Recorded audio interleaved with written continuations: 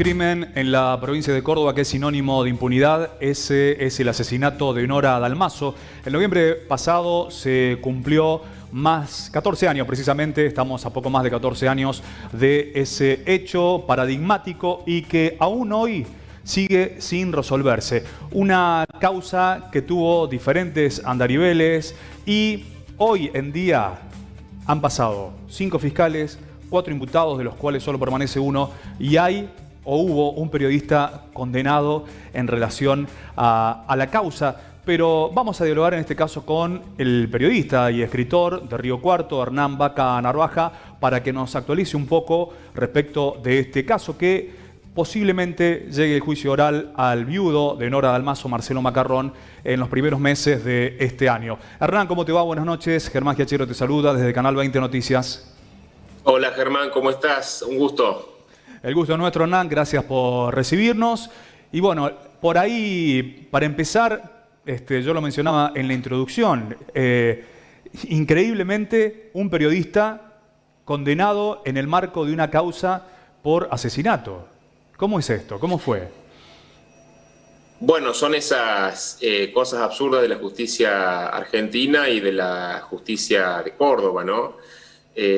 A mí me inicia un proceso el viudo, Marcelo Macarrón, a un año del crimen por la cobertura que yo había hecho en la revista El Sur, cobertura que fue destacada por todos los colegas. Es más, publiqué muchas notas en medios nacionales porque yo vivo acá y realmente seguí el caso con mucho rigor y con muchas horas de trabajo. Bueno, la justicia le dio la razón a Macarrón y se me condenó a indemnizar a Macarrón y sus 2 hijos, por supuesto, daño moral, por una cifra realmente increíble. En segunda instancia, esa cifra se redujo a la mitad, pero la condena se mantuvo y en tercera instancia, que ya es el Tribunal Superior de Justicia, como Marcelo Macarrón estaba imputado como autor material del crimen, bueno, a la justicia de Córdoba le pareció excesivo y lo sacó de los beneficiarios de la indemnización, pero mantuvo la condena a indemnizar a sus hijos. Bueno, pedí por supuesto apelar ante la Corte Suprema, esto me fue denegado por el Tribunal Superior de Justicia. Presenté un recurso extraordinario, pero hasta tanto se pronuncie la Corte, tuve que indemnizar a los hijos de el único imputado que tiene la causa, que son Facundo y Valentina Macarrón. Marcelo Macarrón está imputado, sí, pero recordemos que desfilaron por esta causa varios fiscales. Hubo otros imputados acusados de ser los autores del asesinato de Nora Dalmazo y en algún momento vos calificaste como bochornoso, como zafarrancho, la investigación y la causa. ¿Cómo fue que Macarrón pasó de ser autor material, según un fiscal, a ser autor intelectual e instigador de este crimen? Bueno, sí, esto es un mamarracho que creo que va a quedar en los anales de la historia jurídica de Córdoba y del mundo, como un ejemplo de todo lo que no hay que hacer en una investigación penal. Bueno, recién comentamos que el único condenado, más allá que sea yo, de toda esta historia es un periodista.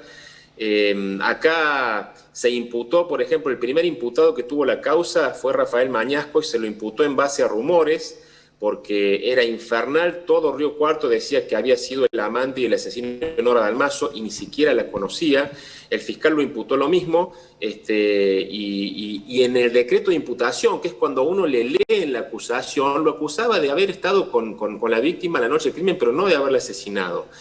Después se pretendió cerrar este caso inculpando a un perejil. Vino el después tristemente célebre comisario Sosa, Rafael Sosa, a Río Cuarto. Excluyeron de la investigación a quien debió ser el investigador natural, que era el comisario Sergio Comunaro, lo mandaron a Córdoba a tomar examen y se intentó cerrar el caso con el perejil Gastón Zárate, que por una pueblada tuvieron que dar marcha atrás.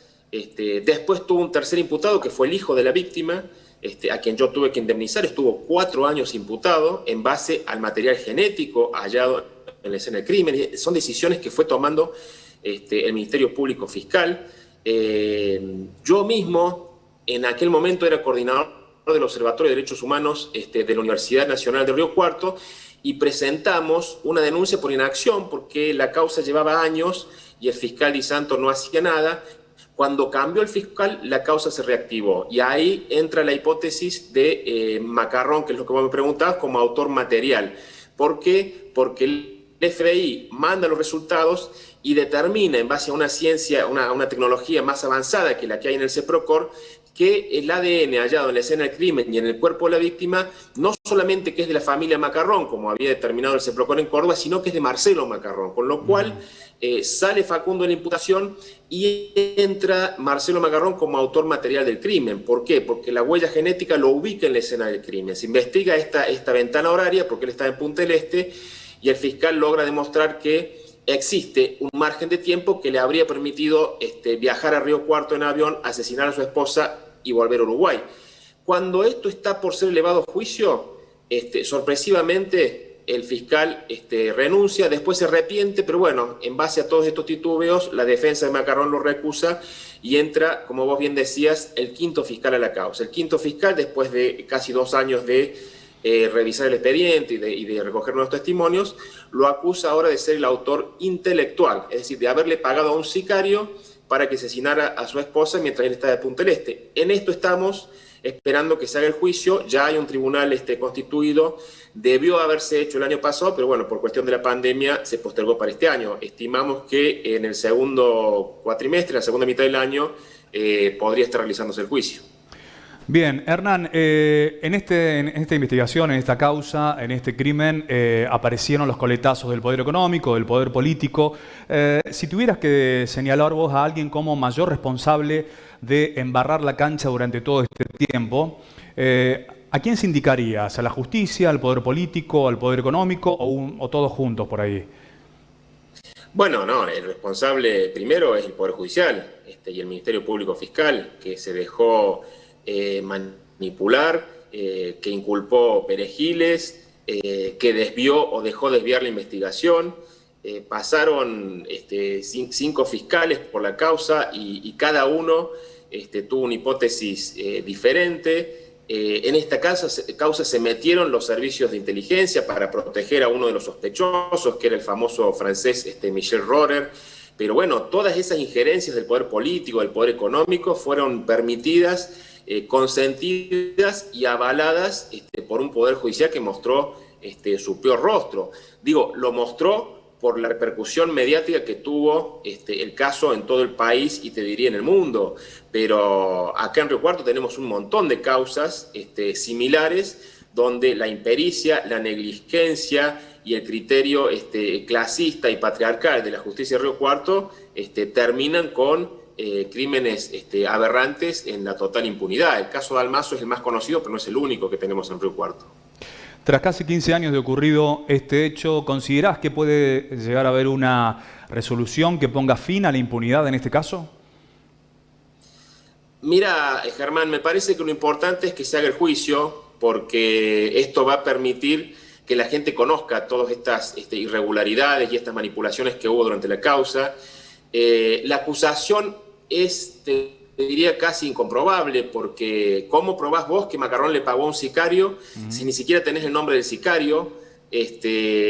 Donde además es contradictorio con la prueba que hay en el expediente, porque la prueba más fuerte que hay en el expediente es el ADN de Macarrón, que lo ubica en la escena del crimen. Bueno, si contrató un sicario, ¿por qué está el ADN de Macarrón? Pero sí está clarísimo, y creo que va a salir a la luz, todo el encubrimiento y todo el desvío de la investigación que hizo Macarrón, sus abogados, incluyendo sus hijos, para que no se conociera la verdad. Todo eso se va a saber. Ahora, que haya un condenado, que haya un culpable, realmente con lo que hay en el expediente y con la acusación, salvo que esta acusación cambie durante el proceso, me parece que es muy improbable. De todas formas, este juicio incluye jurados populares y por la experiencia que tenemos en Río Cuarto, con los jurados populares puede pasar cualquier cosa. Se ha condenado a gente sin pruebas y se ha absuelto a gente con pruebas contundentes. Así que la verdad que puede ser una lotería. Además, durante un proceso oral y público, que seguramente va a ser muy seguido por el periodismo, a lo mejor aparece quien te dice algún arrepentido o alguien que aporte un dato certero, porque Río Cuarto es muy chico y todos sabemos que hay gente que sabe lo que pasó.